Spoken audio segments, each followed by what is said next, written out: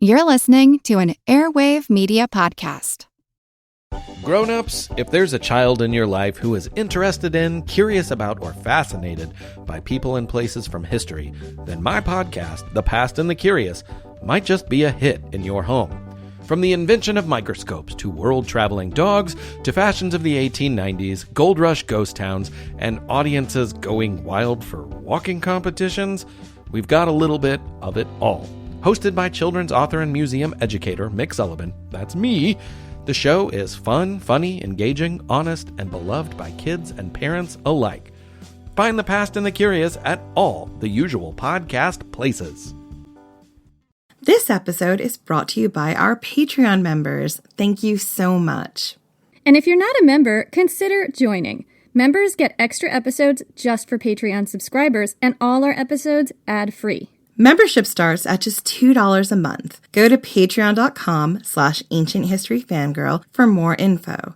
And as always, thanks for listening. Because sometimes when you plant dragon teeth, dudes grow.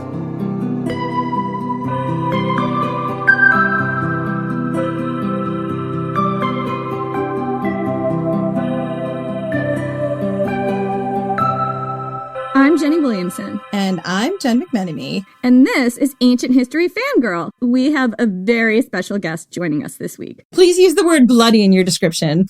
Okay. Jen wrote this. She's much more British than me. 13 years!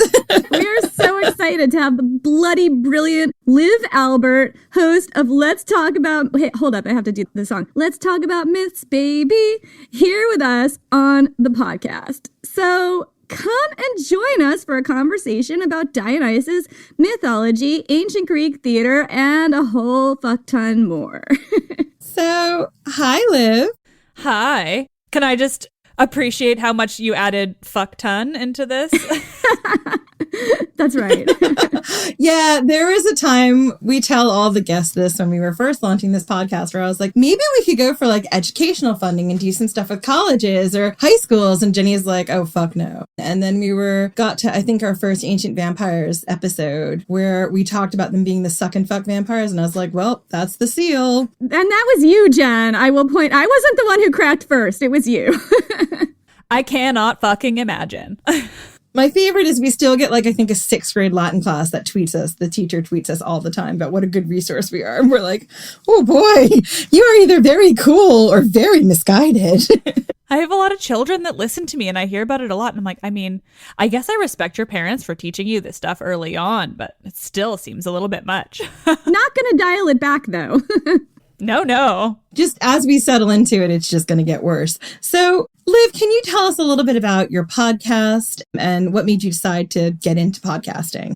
I would love to. So my podcast is similar to this, a very curse word filled podcast about ancient Greek mythology, also Roman, especially right now as I delve into the Aeneid. It's storytelling, but it's also me talking like this in a very casual kind of way and incredibly feminist in the way I like to focus on those stories, which is the thing I like best. Yeah. And I got into it simply because I needed a hobby and was obsessed with podcasts and briefly had a job I hated more than anything and so desperately needed an outlet and something to do. And now it's been a couple years since then, and that's not the case. I'm just still going because it's awesome. Definitely. We are both fans of your podcast. Jen was actually the one who introduced me to Let's Talk About Myths, Baby, and I listened to you on the treadmill a lot. This is like a thing we hear about other people do with ours too. Like you're exercising, you want to keep your mind off of like how much it sucks that you are exercising. And the other day, I think it was like either this week or last week, I was listening to your Medea series and I was supposed to go for 30 minutes on the treadmill. I wound up going for like an hour and kind of binging the series because I wanted to find out what happened next, even though I know the story. So really good storytelling. Well, thank you. And I'm so glad I got you so fit. Yeah, and I have great endurance now. Yeah, it's all because of Medea. I mean, that's a lot about her. All props to Medea. Absolutely. I feel like she'd approve. So, on a slightly separate note, what is your favorite myth that you've covered so far? I think I often have trouble answering this, but then I still always land on Medusa. So I think I just need to accept that my favorite myth is that of Medusa, but mostly because you can get so much out of it, and there's so many different versions, and you can kind of take what you want. And then since I've covered it too, people have come to me with all these different theories that make it so much deeper and so much more pro-woman if you want to think about it that way. It's fascinating regardless, but I think it's one of those ones that you can just get so much out of it for so long. I had never thought of that myth that way until I heard you tell it that way. And then I just got really angry. And then everyone I met, I was just like, I'm going to tell you the real story of Medusa and why you're all wrong. My poor husband's like, all right, dial it down to like, okay, can we be at a 7 and not a 22? I was like, no. No, it's important. I might have got a little stabby. I was like cutting something at the time. He was like, all right, just put the knife down. Don't tell me to dial back the feminism while I'm literally cutting things with a knife. It's dangerous. Yeah. A lot of times, like, he doesn't know. So, like, we were talking about something, maybe something in Yule, and I was, like, telling him some ridiculous story about, I think it was Thor's goats, and he was like, just wait a minute. My brain can't get around what you're talking about. And I'm like, okay, there are goats that come to you at Christmas time. And he's like, but were they in the Marvel movies? I'm like, no. Yeah, it's not super mythological. So, on this related sort of tangent, what myth, god, goddess, monster that you've covered on your podcast besides Medusa has surprised you the most? Medea, because I think we're all so used to this version of Medea where it's like, well, this woman went crazy and she killed her kids, she pulled a Medea, and that's entirely inaccurate, And so if you actually look really deep into her story, she is so sympathetic, and sure, you don't love that she killed her children, but basically every other thing about her is so sympathetic that it's a lot easier to overlook the killing of her children or understand why she felt like she had to do it. And I think that's something that really struck me when I was listening to your Medea series was how much it emphasized like how Euripides brings us along. We follow her on every step of what she does. And I'm sure this is a story that everybody knew. Euripides is like taking us along on this journey with this woman and then brings us to the end where we're like on her side by the time she kills her children. And that's like such a like strong act of storytelling there.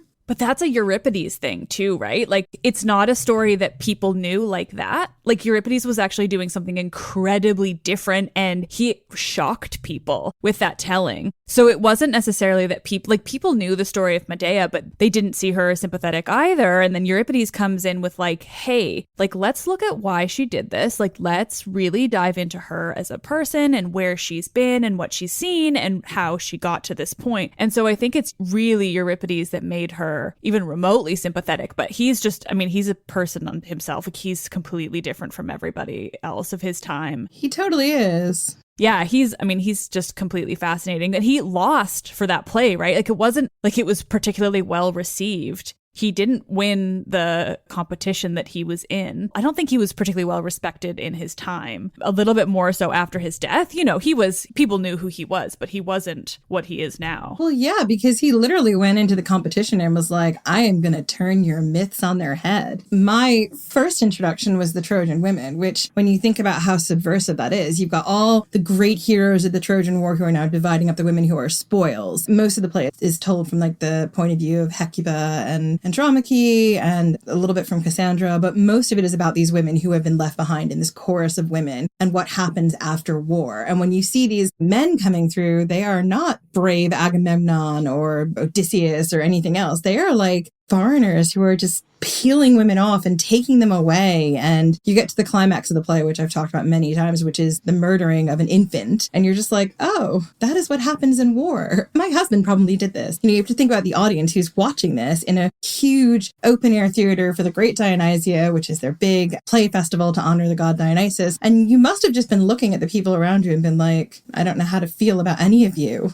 Yeah, what am I watching right now? Yeah. When I wanted to cover that story in the podcast, I had, versions of it told from, secondary sources, but I wanted so desperately to tell Euripides' story that I went to so many different bookstores in the city trying to find a copy because it was particularly hard to find that one. I called around and went to like 5 different places before I finally found a copy. And I had to do that episode so last minute because I was just, I'm not going to do it without Euripides' version. He was just the best for women overall, His versions of stories and the way they included women is just so completely different from the other two that we have surviving. That's actually why I felt like I had to do Medea again, because technically I'd done it, but like, I mean, I think she was in my 4th or 5th episode of the podcast, and it was so surface level, and I had to do that with the Bacchae too, because it's just so surface level and so basic. I just felt like it was so necessary to really go into Medea's story after I'd learned more about her since that first episode I did. It's just so much more fascinating than I knew before.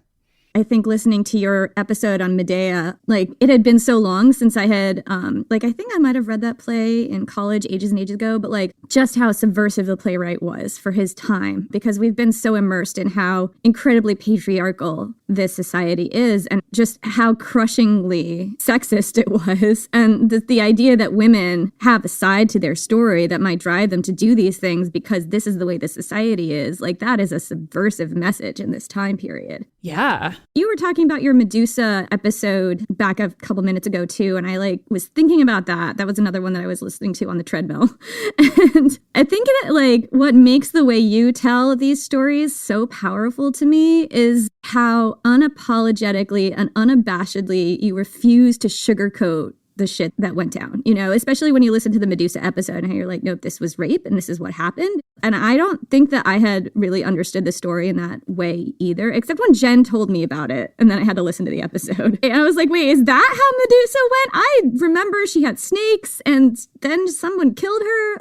I don't know. I know Jen and I'm sure you have this too, when you are reading the classics, it's like as a woman reading these stories, it's a little bit like being low-level punched in the face. It's like, all right, I am reading a story about a woman being raped, and apparently that's fine, or I'm reading this extremely sexist passage. Apparently that's fine. My teacher isn't making a comment on this. We're talking about totally different things in the classroom, and just not having these things that seem so obvious to us be foremost in everyone's mind, and having a viewpoint that really talks about it without sugarcoating it is just it's like catharsis. It's like what we talked about in our Dionysus episode, the last one we recorded, where everybody's heart beats at the same time and feeling the same thing. It's like all the women listening, all of our hearts beat at the same time. It's like, yes, finally someone's seeing it this way. Yeah, that's exactly why I started the podcast. So thank you. But it is because I would just tell my friends the stories. I'm like, no, Zeus raped everybody. That's his thing. Everybody. And then he's Zeus and he's portrayed I always think about, Disney's Hercules and that Zeus who's this warm and loving and he's such a wonderful father and husband. And that's the Zeus that you often get, not quite to that level, but still, he's rarely portrayed for what he was, because they also used words like they never used the word rape, basically. They use word lay with, or, and he took her, or seduced, always seduced. Kidnapped. Yeah. Carried off. Yeah, carried off is such a good one, because they wouldn't have said kidnapped, they would have said carried off, and definitely seduced, as if, he just convinced her, as if that's a thing. So I just would read those all the time. And I did have a particularly great mythology prof in university. I think back and I think she was pretty good about that kind of thing. But at the same time, it wasn't her class to come at it from the lens that I want to. And so I just kind of was like, well, if I'm going to start a podcast and I deeply love mythology to the point of just being a lunatic, then I might as well tell it this way. I just think about it all the time. Same. Absolutely the same.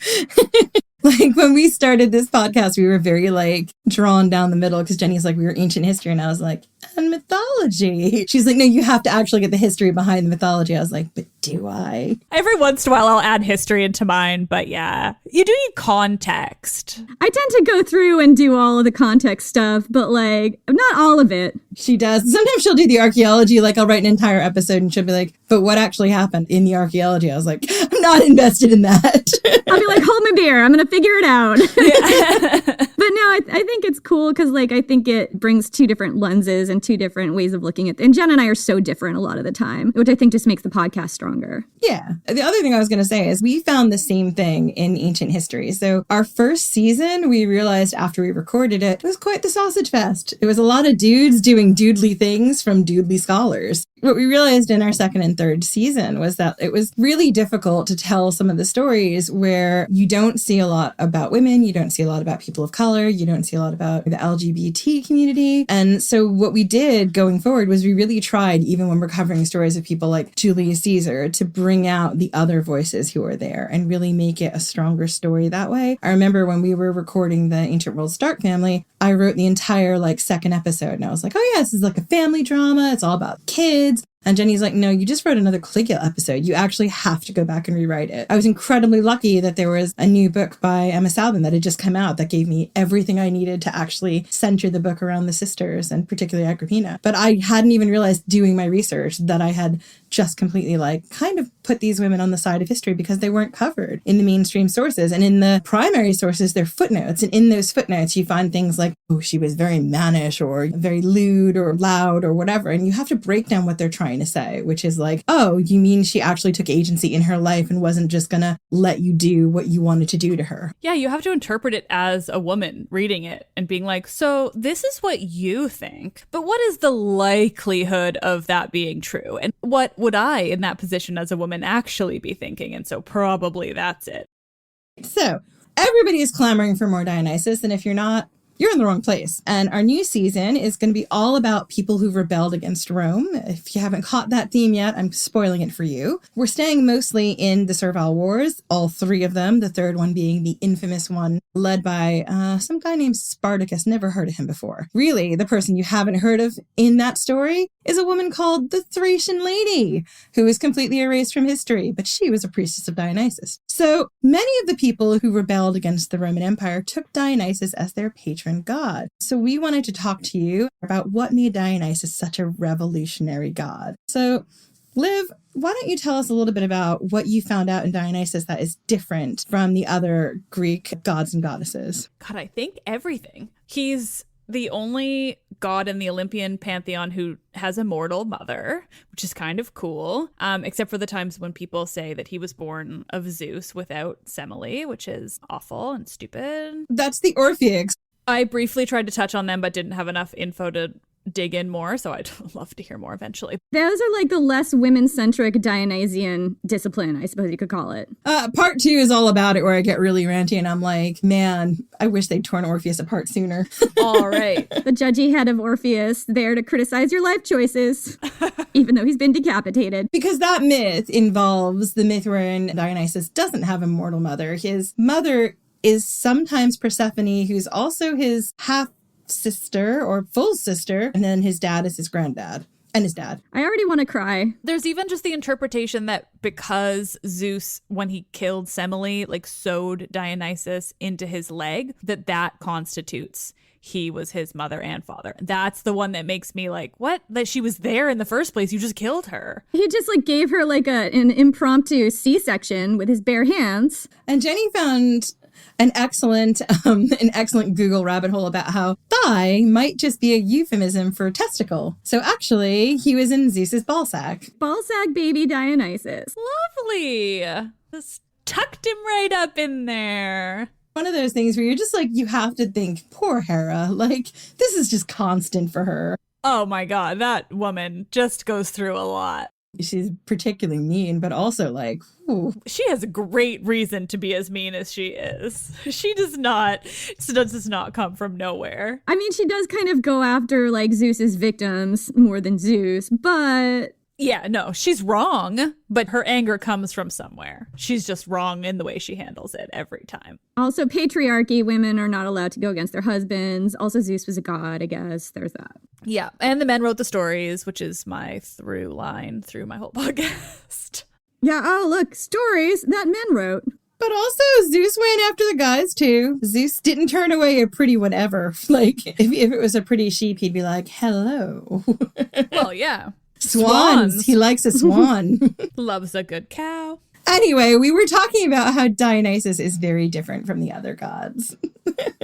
Right, yes. Were we talking about that? We were. I think Dionysus has to be one of the least problematic gods. Also the one of wine and drinking and partying. And I think he's basically always portrayed as much younger. He's kind of the baby god. He's from out of town. He's a foreigner. He just likes to come in and fuck shit up, but in kind of a fun way, except for, certain issues in the back eye. Unless you get ripped limb from limb, which isn't fun. Well, no, that's what certain issues in the back eye. That would be being ripped limb from limb. Look, he's got 2 rules. If I come to town, put your glad rags on, get out your thyrsus, drink the wine, do some dancing, and believe in me. And believe that I'm the god and the son of Semele. If you refuse to believe in me, it's gonna suck for you in a minute. So that brings us nicely to the Bacchae, which we talked about in our first part about Dionysus. We talked a lot about his mythology and how he came to be this sort of exiled, wandering god to being worshipped on Mount Olympus. Sort of the very end of our episode, we talked about the Bacchae and why this play, I've only read it in the play format. It's in Metamorphosis, isn't it? I think it is. Yeah, I'm just trying to think of who would have transformed to make it into the Metamorphoses. It would have been Pentheus, because for a little bit they think he's like a wild stag or something, and then they realize he is not. Yeah. The thing that I found really interesting about the Bacchae was my experience of it has been as a play, and it would have been performed in front of a massive theater at this citywide festival where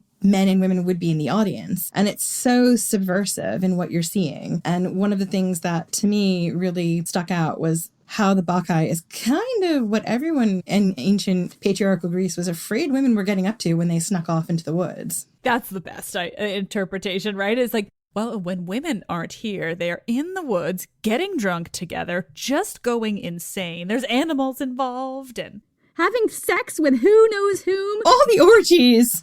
And men aren't invited. That was the part that really just got them, right? That the men were not invited to this orgy fest. Yeah, because women get their own shit. Anyway.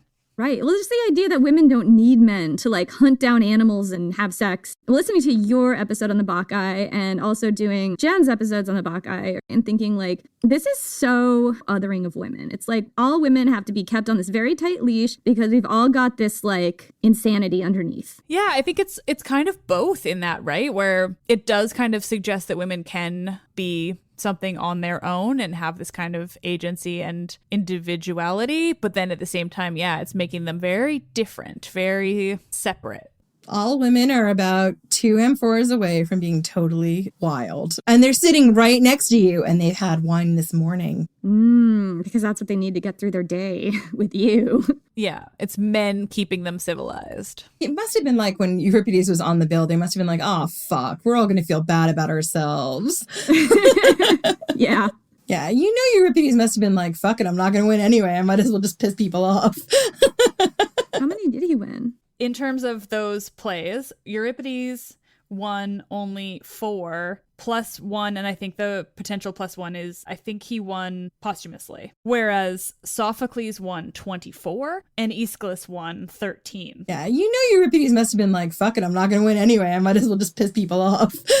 Jen's primary idea when we started this podcast was she wanted to do a giant thing on like protest theater. Well, that's like most of what they did. I mean, so many of those, because Aristophanes too, right? Just all the anti-war everything in so many of those plays. Fascinating. And he was mostly comedy, wasn't he? He was exclusively comedy, but I'm thinking Lysistrata specifically. Such a good satirical and anti-war play. That is my favorite. And your version of that is just so brilliant. Thank you. That's one of my favorite ones to do because I'd never read it before and I had no idea. And so I was truly experiencing it for the first time as I was writing it for the episode. And so even I was like, holy shit, this happened in ancient Greece? What the fuck? Like, this is amazing. Sex strike? Yes. Is this the sex strike one? Yes. Why don't we recap a little bit? Yeah, give me a recap, please. Well, it's the Peloponnesian War. And so Sparta is fighting Athens and all the men are off to war and all the women are fucking over all the men being gone all the time. Primarily, they're horny as hell. They want the men back so that they can have some sex because it's been a really long time and they're getting really worked up about it. Mama's got needs. Mama needs her biscuit. Absolutely. And so they decide to go on a sex strike to end the war so that it just stops for good. They all give up on sex. They all work together, which is fascinating. So like women from Sparta come to Athens to team up to withhold sex, and from everywhere else too, but primarily those two because it's the Peloponnesian War. And so they all like eventually just band together in the Parthenon, like lock themselves in the Parthenon, being like, we're not going to have sex until you stop the war completely. There is so many scenes of just enormous erections on all the men involved. Like they just walk on stage where I think that their whole like cloaks were supposed to be like standing straight up in the air, like 2 feet off of them as if they're incredibly well endowed. All the men in it are basically just talking to the women, trying to convince them to give in with their enormous erections. And the women are like, absolutely not. Like, we can hold back. You can dream, fellas. When having sex with you, no matter how horny we are, has a 50-50 chance of winding up in pregnancy, and pregnancy has like a 70% chance of winding up in death, go find a sheep, babe. I did not hold a stick that in. Picturing the visuals, like what I would not give to go back in time and watch any of Euripides' plays, but also the Lysistrata being performed. Like, oh, I can't fathom how incredible that would be. I often think about how my number one wish in this world is to be able to go back to ancient Greece, but for just those specific reasons. Yeah, more specific. Go back to ancient Greece during the great city Dionysia and see this play by this person. But I also want to see Medea, so. The great city Dionysia, it was really fucking wild. So many phalluses. There was penis parades. The whole city was sticky. They just went all around. You touched them. You were just one with them. Don't touch anything. And then they had these like competitions to dance on oiled wineskins. And so like Jenny and I were, at first we were like thinking like a tiny little wine bag. And then I'm like, no, it's like a 20-pound sack of rice type thing that's filled with wine that then they oil it up and then they give you like a little kylix and they're like, get on and dance. I love that it was oiled. Everything was oiled back then. It was olive oil on everything. Lube up the whole city. But like, how often must those like oiled wineskins have broke? And you're just like, whoa, like riding a wave down.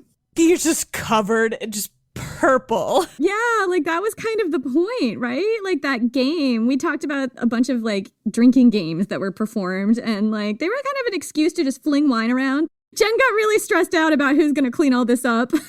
Yeah, I got really angry. I was like, listen, first off, they're all reclining and throwing wine. It would be a bunch of mates because usually it happened at a symposium. So it's all dudes. And who has to clean it up? It's not the dudes. As someone who's renting an apartment, I'm like, fucking hell, my floors, my walls would be covered in wine and you'd just be getting drunk laying on a couch because you have to play it from a reclined position. Fucking ruins the Airbnb.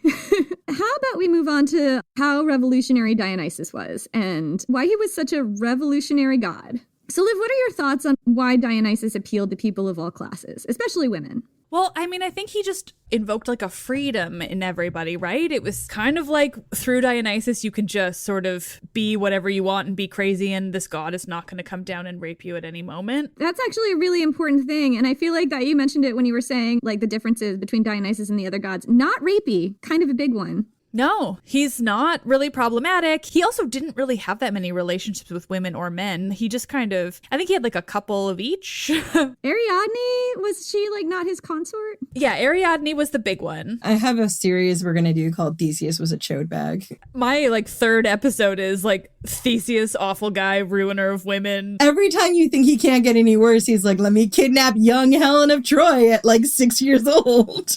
Hold my beer. High standard. The bar's not low, it's underground. He is the worst by such a high margin. Like he's, oh my God, Theseus.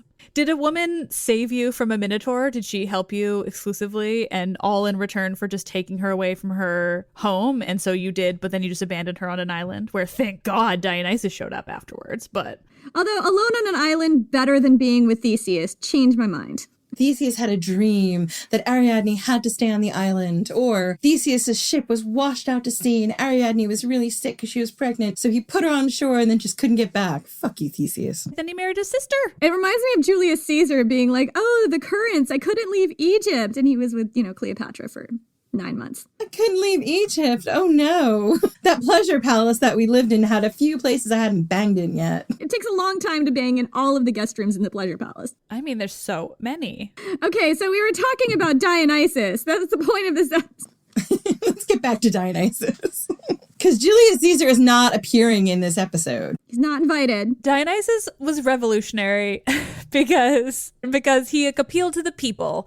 I don't want to say that I feel like nowadays there's a bit of a darkness to certain types of people that really appeal to the overall populace in that way. But like populism, like there is a dark side to it. Yeah. The thing about Dionysus to me when I was doing the research that I found interesting was he was so mutable. Like sometimes he's dressed as a very feminine looking young man in a woman's dress. Sometimes he's got a beard. Sometimes he's a leopard. Sometimes he's a bull. Like he never stays one thing. Shape changing. That's a big part of him. But also gender changing. He's so fluid. You don't see that a lot with the Olympians, as far as I'm aware. He is the only one, and he's he's non-binary. He's sort of everything. He's an absolutely fascinating character that there's a lot of talk about how he was brought in from another region. Yeah, but he wasn't. He was one of the oldest ones. He's in Linear B. He is in Linear B, right? But at the same time, that maybe is still kind of part of it. He is so old that he sort of spans beyond. Like if he's in Linear B, then he's in the time when they also worshipped women a lot more than they did in later Greece, right? Because I mean, that time links up to when there was mother goddess figures everywhere. Well, yeah, I mean, he literally links back to the Minoan snake goddess, who you see all over Crete. Well, yeah, exactly. There's so many goddess figures on Crete. I wrote an entire paper about that. It's like one of the main things I remember from my undergrad. It's like the sheer volume of that snake goddess figure on Crete specifically. And then if you have Linear B in there, you're like, okay, well, maybe Dionysus was best pals with her. I wish we had more.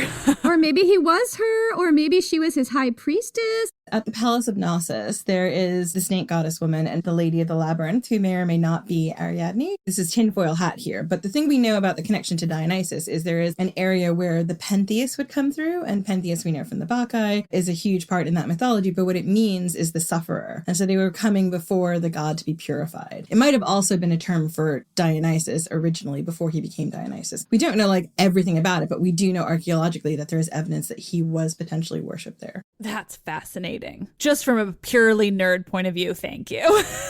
You're very welcome.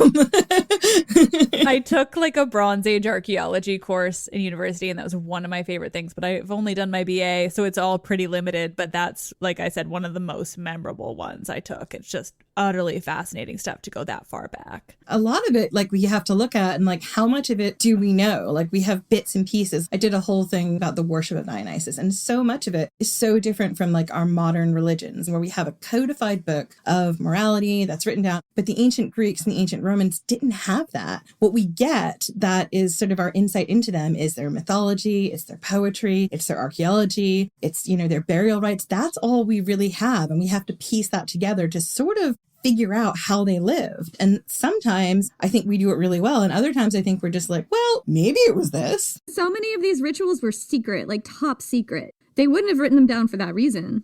Yeah, it's so far back with those things. Yeah, we just don't have enough, and especially with Linear A and Linear B issues and how little they actually wrote down that we care about now. I don't care how much grain was in that storeroom. You guys, why didn't you write down who you worshipped? But also, can we talk about, I don't understand this. This is just me. When they talk about corn in translations, what the hell are they talking about? So I actually looked that up. It was when I was doing all the Alaric stuff. The word corn, I had that same question. Why is there corn? Why? And it's because that particular word was used before it was applied to, you know, what we know as corn today. It was used as a word to sort of refer to wheat crops, like various kinds of wheat crops. Oh, of course it is. Because of course corn is originally maize. That's not what it meant then. As long as I understand where it came from, it's fine. I have a question just to see if either of you have the answer offhand, because I've never actually sought out Googling it all that much. But do you know why in a lot of Greek, he's still called Bacchus? I read a lot of Greek versions or translations even of Euripides where they use all the Greek names of the gods, except they still call him Bacchus, even the Bacchae. Does it go all the way back to the ban? Is it because the Romans banned Dionysus and repackaged him as Bacchus, which is basically Cuervo Man? But I wonder if there's sort of like an echo of that where it's like Bacchus is just a safer name. So what happened with Dionysus is he spread everywhere, usually under the name of Dionysus. It's possible when he got to Rome,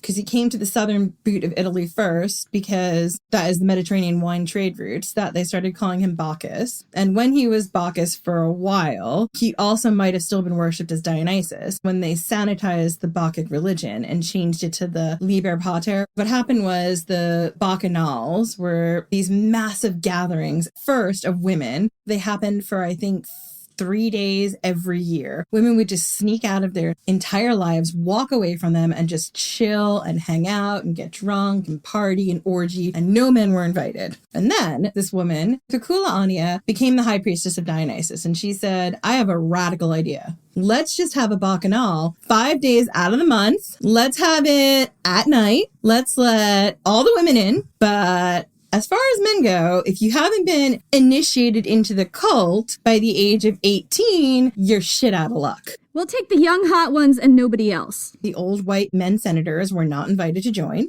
Essentially, everyone who isn't a senator thinks this is great. And what happened, according to the senators, is like assassinations were plotted and wills were changed so that sons or wives who'd have no reason to like want to kill their husband or father all of a sudden now had a reason. Theoretically, according to these senators, like murders and will changes were being plotted at these meetings. To me, it's like you can see Keith Morrison narrating Ancient Rome Dateline in his toga. And he's like, and then they decided to change the will. Oh no, it's always the wife or the wife and the son together because they were Bacchanals. As a result, 7,000 people get rounded up. That's fascinating. So what makes Dionysus relevant to us today? Wine and partying and, I don't know, ladies getting to do cool things. Yeah.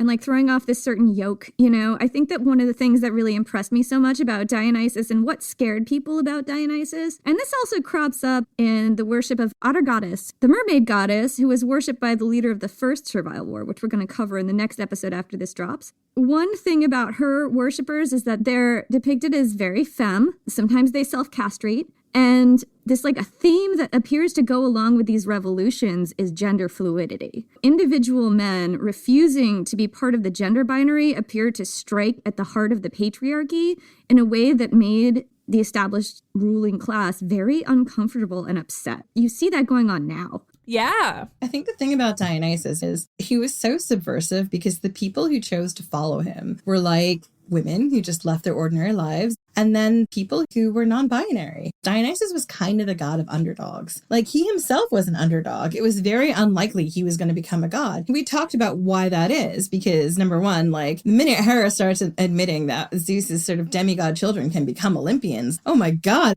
Well, that's Hera's problem constantly, right? Is like, what are his children going to do? And so to have one become not only a god with that much power, but then be placed amongst the Olympians like her, like he, you know, Dionysus ends up getting himself positioned equal to the rest of the Olympian gods. I mean, he also becomes a major Olympian because Hestia decides, I'm out, I'm done. Hestia was the goddess of the hearth. She's in the home of every ancient Greek. In order to have a good home, you would be very aware of Hestia, and she's also Roman. You know her in Roman because her name is Vesta, Vestal Virgins. She's Vesta, yeah. So she was incredibly important, but at the same time, she just wasn't in on the drama. So essentially, there are 12 Olympians. Sometimes, like early on, Hestia is one of the 12 Olympians, and later Dionysus is one of the 12 Olympians. And Dionysus becomes one because Hestia is no longer one. Do you know, is there a story for Hestia deciding to kind of step down like that? Or is it just kind of when she's gone, Dionysus is god? There is, in some of the sources I found, like she just decides, like, I'm going to step down. Her feeling is that I am the goddess of the hearth and home, so I will be in everyone's house and everyone is going to worship me. Done with you assholes. I think she's the only one of Zeus's sisters he didn't bang. Maybe she was just tired of like beating him off. I don't think that came out the way you think it came out. Not literally, just like fighting him off, fending him off. Fending him off is the right word. Fending. Hestia she was kind of always over that. That was never the life she wanted. She didn't want that dramatic mess. She didn't want to be a part of all that insanity. So I think that it was kind of easy for her to be like, why am I even an Olympian in the first place? Which I think is a pretty valid question. Like, other than being such an important goddess of the hearth, like, she never partook in any of the Olympian madness. Like, Hestia might as well have not been there from the start. So to then be like, nah, I'm good, like, makes perfect sense. You can also see her point of view, like, listen, my family is messed up. My brother has slept with each of my sisters and produced at least one child with them. So can I just bow out of that requirement? Can I bow out of that requirement? And let's be honest, do you guys need to like court the mortals for them to give you worship? Like every day they're worshiping me. I could just be somewhere else. She's fine as she is. She has that required worship because she is literally the goddess of their homes. Like their existence, their comfort level, their everything in their homes is completely surrounding Hestia. So she just has no need to be part of the Olympians. She doesn't have to deal with your bullshit. She's fucking Meryl Streep. She is Meryl Streep. That's exactly right. Everyone compares himself to her, not the other way around. So that's Hestia. Just picture Meryl Streep. So do we want to talk about ancient Greek theater and backstage effects? We kind of do. This is a thing, like, I wasn't even thinking about it until I listened to some of your episodes, Liv, which, again, like many things. And you were talking about the backstage aspect of Greek theater and how it was all built to enable the Deus Ex Machina, God swooping down and saving the story at the last minute kind of a thing. And I was wondering what you knew about that. We know the way the theaters were set up. I think they had a door on either side and a door in the middle. And so one would be to town and one would be away from town and one would be like into the palace. And so they were always kind of set up in that formation. I think there's one example where they did kind of change sets. I don't remember which it is. But basically almost always it would just be in the same place. And those were the doors where people would come in and out to change what's happening on stage. It was always kind of set outside of a palace or outside of some building in that way where they kind of had that reason, or like Lysistrata would have been set out of the Parthenon kind of thing, so that you had that one door into a building or like a structure that you could walk through, that would be as if you're walking into a building. And then the earlier plays had just a means of getting on top of that building, and that would be the Deus Ex Machina position, whereas later they actually built like a whole kind of crane-like construction that would bring the gods over the stage as if they're coming in from above. Oh, so it'd be like a crane that lowers them down. Lowers them kind of above, so they would still always be like much higher up. They would be above everyone else because they're the gods, and often they were on like a chariot or something. So in terms of Medea, she's on a dragon-led chariot coming in from above. Like, it's unreal. And the fact that she's the only example of it not being a god, it's just her coming in on a dragon chariot. Like, what the fuck, guys? Like, this is all over kind of thing. That just, everything about that is so amazing. Well, that's so fun about Euripides too. It's just like, he's clearly on this woman's side. He's putting her where the gods usually get to be. It's like Shakespeare retelling tales that have been in the zeitgeist forever, but everyone would have understood this woman to be the worst kind of villain. And this is how he's depicting her. I think that's really cool. She had self-preservation. She did everything she did, killing her children, ruining Jason's life, and then was going to peace out to Corinth. Doesn't she become the Queen of Corinth eventually? No, she's in Corinth. She goes to Athens and she becomes the Queen of Athens because she eventually is Theseus's stepmother and does some shit there too. So then she becomes part of Theseus's story. Lady lands on her feet. Yeah, absolutely. And she lands on her feet because that king comes through, Aegeus. And he's like, I need to have a baby. Yeah, he's like, oh, what luck. Here you are, Medea. I need some help. And she's like, hey, I might at some point need help. I might be exiled. Who knows why? Who's to say why? Don't ask me why. Let me crash on your couch. Exactly. Just no questions asked. Will you take me in? Will you purify me of the sins I'm probably not about to do? And they definitely won't be horrible. Definitely not. You're going to come out looking great in this story. It's going to be great. And you'll have a son. Awesome. You definitely won't have a C named after you. This is like, you know, such a tangent, but not really a tangent, but like the Medea story and the way that you told it. Like, there was something so interesting about women's plight in those days. And okay, I might be messing this up. Was it Theseus? Or no, it was Jason. I'm sorry. It was Jason and the Argonauts Argonauts, and they landed on this island where there were some women in a village, and they had just slaughtered all their men, and they wanted to rule the city, but then Jason showed up with his dudes, the Argonauts, and they're like, well, I guess we'll just let them come in and rule us. And the best, most ridiculous part of that is they'd been made smelly by killing all the men. They were cursed with, stinking. Yeah, they needed some native deodorant. This is why we advertise. Yeah, native deodorant, exactly. Native deodorant, so that if you are cursed by Aphrodite, you do not have to turn to whatever chode bag lands on your shore. I use the coconut and vanilla flavor. Not flavor, scent. Listen, if you're cursed by Aphrodite and you have a little bit of a stank, you don't need to have horrible deodorants that have parabens and lead and aluminum and everything else in them. Normal deodorants don't have lead. It's aluminum. Aluminum is the problem, yeah. Why is there lead in the deodorant now? This is taking a real dark turn. Lead. We don't even have lead in our pencils anymore. Arsenic. I knew it was some metal. Cigarette butts. Oh, we've devolved. We've devolved. I quit. All right. We're only on episode 2 of season 5. Episode 2, season 5. Jenny quits. Yeah, I don't have to write any more now. Awesome. Free time. No, you still have to write the podcast episode. Sorry. Anyway, so we were talking about the backstage effects. Right, we were trying to get through a sentence about the backstage effects. Were we? We were talking about Medea and how she had her dragon chariot. Oh no, Jenny was asking about the woman who had the stank. Right. And I think that what was so interesting about your episode about that was how you really pointed out that it's not just because these women were just super thirsty for, the D. It was because they really, the way that the society was built, they had to be a lot more dependent on men than we are today. Oh, yeah.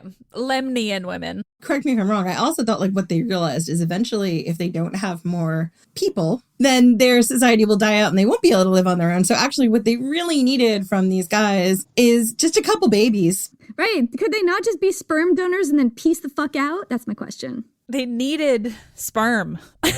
That's what they wanted from them. Do us a solid, give us some sperm donations, and then get the fuck out. That was the point, was give me some sperm and go. They were kind of like prototypes of Amazons in a different way. Yeah, just, we don't need you. We don't actually want men here. We're totally cool without men. We just need to keep our civilization going. So what I find interesting in the whole thing is the Atalanta of it all. I love how in some translations she's on this journey, in some translations she isn't. She's one of my hands down favorite characters in Greek mythology. And just for the listeners who might not have listened to our Amazon series, Atalanta was the one woman who was on board the Argo with Jason and the chode bags. She was born to a king who was like, I only want dudes. I'm going to expose you. I only want sons. I'm going to leave you out as an infant to be exposed. Exactly. And I believe a bear came along and was like, hey, she was raised by a bear. Anyway, there's a whole myth that we tell in Amazons Part 1, which is sort of her backstory. Liv also tells it. So the interesting thing is she is the only that I can think of Greek heroine. She's the Greek heroine. She goes on a hero journey. She is skilled at archery. She competes in competitions with men and often wins. And she goes on the journey for the Golden Fleece. And what I find fascinating is how little we hear that story. And when we see a lot of the stories about the quest for the Golden Fleece, she is almost always erased. Yeah, any strong women, right? Well, as long as they were strong in a way that, like Penelope, who I love, but very different strength. Yeah, she's strong and amazing, but yeah, very different. Hers was not a masculine strength. Atalanta's was a masculine strength, or a traditionally masculine strength. I won't actually give it that term. We know from archaeology, when we covered all the stuff about the real life warrior women of the ancient stuff and also warrior queens and generals in that 3-part series, there were female warriors who went and fought alongside their men or without men. A lot of times they were in different areas in the Eurasian steppes and other places. Thracian women definitely had a more warlike culture. Gallic women, didn't they, Jenny? Oh, yeah. I think that one of the issues with that is that traditionally archaeologists digging up graves in the Gallic culture and a lot of other cultures too, it's really easy to see the grave goods and translate more martial looking grave goods like swords and shields and stuff as, oh, this is definitely a man's grave without looking at what the actual skeleton was. So I think that happened a lot in Gallic archaeology, as opposed to if you look at Celtic storytelling, there are a lot of female warriors in that tradition. So my suspicion is that there are a lot more female warriors in the archaeology than are talked about because they've been just traditionally interpreted as male graves. I'm sure there are a lot of like Mulan type situations too, where it's like the woman just dressed up like a man to be a part of it. And so we'd never know unless somebody actually did the digging to figure out genetically. Yeah, well, I think last week from when we're recording this in January, there was a big article about a grave that was found of a Scythian warrior woman. And it had like her weapons and her clothes and stuff like that. And it is one of the few times that actually, as we said, archaeologists are now really looking into the DNA of the bone to see who was a woman, who was a man, and looking at the cultures in a totally different way. And to me, it only makes sense that there would have been some kind of martial women in ancient Greece because the goddess of the hunt was a virgin and a woman. Well, and Athena's a badass too. She helped men, but she was still like a warrior. She's such a mixed bag for me, again, because of listening to your podcast, Liv. Athena has a habit of only helping men. She helps a lot of heroes defeat a lot of things. She helps a lot of heroes ruin a lot of women, and she herself often can ruin women as well. But I stand by the issues with Athena are because of who passed down the stories and who told the stories, not because of what Athena's original character might have been. Was she involved with the Medusa story? Yes. Oh, yeah. She is the catalyst in the Medusa story. So she punishes Medusa for Poseidon raping her in that telling of it. Mostly Ovid's telling is in that version. Yeah, I mean, he rapes her in Athena's temple. In Athena's temple, yes. Thank you. One of the interesting things that you pointed out in that myth, and I pointed this out in the Dionysus episode, is the gods couldn't like actually fight with each other. So a lot of times, particularly women, were like the only punching bags they had. Like mortal women. Mortal women. We saw this with like Hera and Semele in the first episode we did, where Hera goes after Semele because she cannot go after Zeus. And in this instance, Athena is going after Medusa because Poseidon rapes her in her temple. And Poseidon has done Athena this terrible dishonor. And she can't actually go and like punch him in the face. Her only recourse here is to punish the poor victim, which is awful. That's essentially Athena. And I always just kind of stand by. I've gotten a little bit of flack for how I treat Athena in that way, but it's not to say that Athena isn't amazing and awesome, and I actually think she's one of the most powerful and wonderful goddesses. It's just that she was the favorite of men. She was the goddess of Athens. She was so many things that made her stories male-centric, not because if she were a real person, she would have been like that, but because the men were the ones interpreting it and carrying it on. And so I think that she became like that, not necessarily out of a true character that existed, but just because that's how the patriarchy works. They loved her, and so she became anti-woman because the men loved her. So she couldn't be anti-man. Athena is like the quintessential cool girl. Exactly. So if you have a woman who you love, well, she has to be anti-woman too.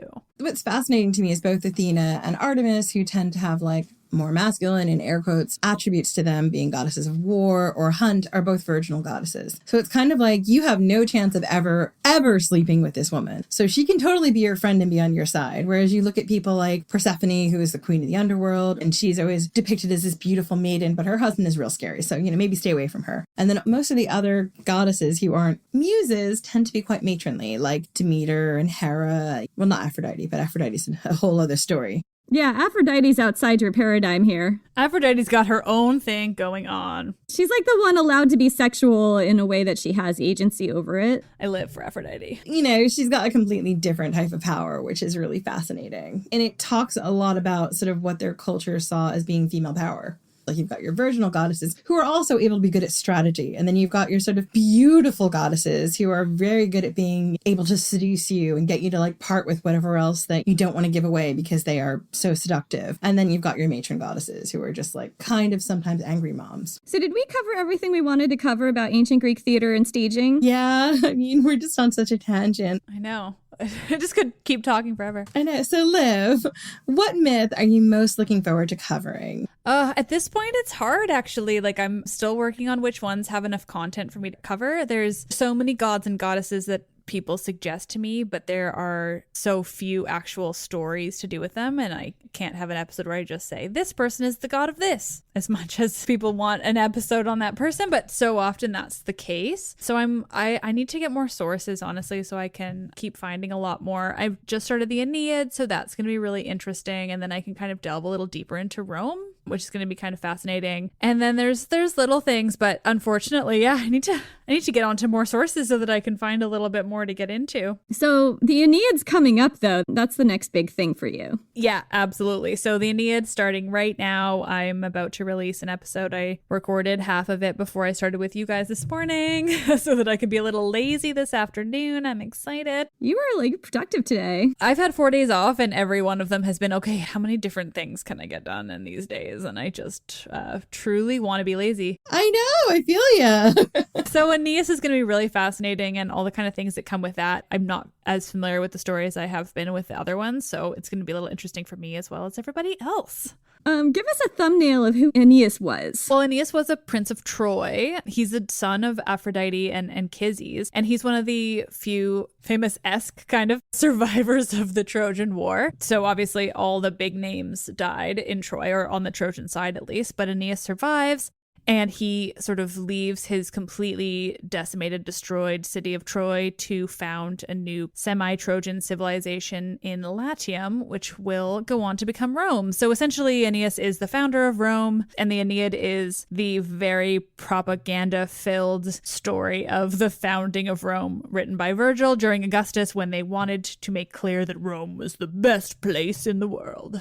And also that Augustus was descended from a god. This is that whole deification that was going on. Because Augustus had a face you wanted to slap. And, you can't slap his face if he's descended from a god. You're not allowed to punch Augustus. He's related to Aeneas. Can you slap that hair? That very distinct hair? What is it called? The fork and claw? If that's his hair? Is that it? Is that what it's called? I don't know. I think it is. If you see that, then you know that the sculpture is trying to depict Augustus. I think so. I mean, I just know he's just gotten this very smug. I can't remember the later statues, busts of Augustus, but I always remember the young ones. Oh, yeah. He's so high on himself. Oh, Liv has just done, as of January, a really epic series on the Epic of Gilgamesh. My experience of this story, which I knew nothing about, has been through podcasts, and Liv does an incredible job on it, and it's really one of those stories that we don't hear it covered enough in Western media. I can't take praise well, but I really appreciate it. That's really nice of you to say. It was really fun doing that, and I think it's important to cover. I did a thesis on it, and I just reread it before we started this episode because I was like, oh my God, what did I even say? And it's all about how feminist Gilgamesh was when I was 19. I was really excited about your new series, Liv, about things that the Western world did not invent. A series brought out of anger, but let's make it fun. Because the Romans were such appropriators. They just appropriated all the shit. Most of the Greek gods. And I don't even necessarily blame them. I blame the later cultures, right? The ones that looked back on ancient Greece and ancient Rome and said they did everything best. Everything they did was first. And it's not even necessarily that if you look back that something's wrong. It's just that we're not taught the things that the people who weren't white did first. We're just not taught them. Mesopotamia is not talked about to the degree of Greece and Rome by such a huge gap, whereas they did everything before Greece and Rome. Most of it, they wrote stories, they wrote things down, they invented the wheel, they invented astrology, all these countless things. Storytelling, Yeah, exactly. Okay, so Liv, tell us all about your novel. So, I've been working on a young adult novel about Greek mythology for an actual decade, and I'm just finally... I wrote it truly over a decade ago, in 2009, I started writing this thing. Actually, 2008, I think. And then it actually spurred me to, go to university and work in publishing and do the whole thing, and then I finally went back to it and was like, oh, let's make this book something that I actually want to publish now. And so for the past couple of years, I've been working on making it complete and something I actually am proud of. Basically, it is a young adult, modern and ancient retelling of the story of Cadmus and Harmonia. And not exclusively, it's really as if Cadmus and Harmonia happened, but then there are sort of modern equivalents dealing with ramifications of being in some way related to those ancient hero and goddess. Cadmus is a prince of Phoenicia, so he is from sort of the east, and he goes in search of his sister who was kidnapped by who? Zeus. Oh, I thought you were going to say Theseus. I was ready. No, Europa. Cadmus' sister is Europa, who very famously was kidnapped by Zeus in the form of a white bull and brought to Crete, where she founded the bull kind of dynasty there. But Cadmus went looking for her and eventually had to give up. But instead, he spoke with Athena, who told him to go and follow a certain cow, and where that cow lay down, he would found the city of Thebes, named after the ancient city of Thebes in Egypt. And so he did in Boeotia, and he kills a dragon of Apollo and then plants the teeth of the dragon, and up spring his first men that help him on this journey, because sometimes when you plant dragon teeth, dudes grow. Oh, right. That happened in the story of Medea too, right? Yes, it is not the only one. I mean, this is immediately what I think of when I have some teeth, like dragon teeth. Yeah, you can't plant your own teeth. Oh, I can't plant my teeth and grow some dudes. Or Heloise's teeth. You can't. No. Don't get those Craigslist dragon teeth. I'm warning you. So Cadmus does that, and then he founds the city of Thebes. Harmonia is sort of set to marry him. Harmonia is the daughter of Aphrodite and Ares, so she's technically a goddess, but she and Cadmus get married and found Thebes, and they live a very happy life, but then their children have an incredibly cursed life, and thus revolves my novel. Ooh, this sounds awesome. Sounds amazing. How far along are you? Oh God, it's done. I just need to perfect it so that I can actually submit it to agents. So she's in the same place you are, Jenny. Oh, have you written as well? I have a romance novel set during the fall of Rome, and my hero is Alaric of the Visigoths, and I am currently editing it with Jen's help. So how do you actually balance your time between the podcast and working full time and writing a novel? Yeah, no, I honestly don't. I have my job, and then I usually have 1 or 2 days off in a week, and then I podcast. So there was one period where I had some extra days off, so I was able to finally finish the book. But now I have to find the time to do all the editing and stuff. So no. I so desperately want more time in my life. I want to be a full-time podcaster and writer so that I can do all those things so much better. That's the dream, really. Not having a day job is the dream. Yeah, absolutely. Thank you so much, Liv, for coming on to our podcast. Thank you guys so much for having me here. It's been so much fun. Perhaps too much. Yeah, thank you for coming on. Should we, Liv, would you like to plug your shit? This is where we usually plug our shit. Okay, well, so my podcast is available everywhere. It's called Let's Talk About Myths, Baby. So it's available everywhere. And then on social media, I am Myths Baby everywhere. Hey. We will put links in our show notes and all of our social when we put this up. Thank you for coming on, and we will be back in 2 weeks.